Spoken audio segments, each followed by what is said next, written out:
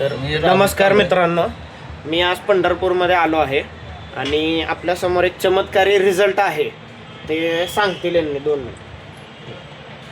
मी आज कित्येक वेळा विचार केला की दारू प्यायची का नाही प्यायची, प्यायची का नाही प्यायची, घरचं बघायचं, टेन्शन यायचं, टेन्शन आल्यावर दारूची इच्छा व्हायची, तेवढ्यापुरतं दारूनं चिडचिडपणा व्हायचा, परत हाय असं सकाळी टेन्शन यायचं, काम करायचं, कष्ट करायचं आणि दारूलाच पैसे सगळे जायचे.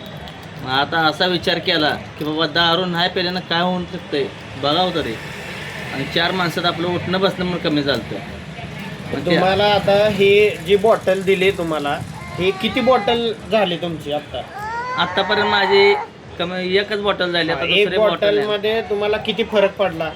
एक बॉटलमध्ये मला कमीत कमी 70-75% फरक पडलेला आहे. असं वाटतं की आता दारूची गरज नाही, इच्छाच होत नाही दारू प्यायची. हा, एक नंबर.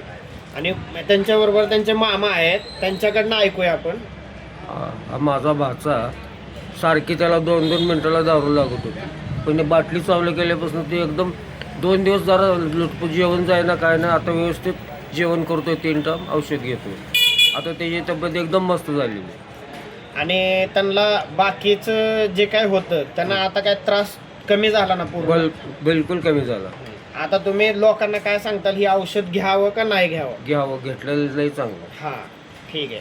तर बघू शकता मित्रांनो, ह्यांना एकाच बॉटलमध्ये इतका फरक पडलेला आहे. तरी माझं सगळ्यांना एक विनंती आहे, सगळ्यांनी हे ट्राय करून बघावं आणि आपलं आयुष्य सुधारावं. धन्यवाद.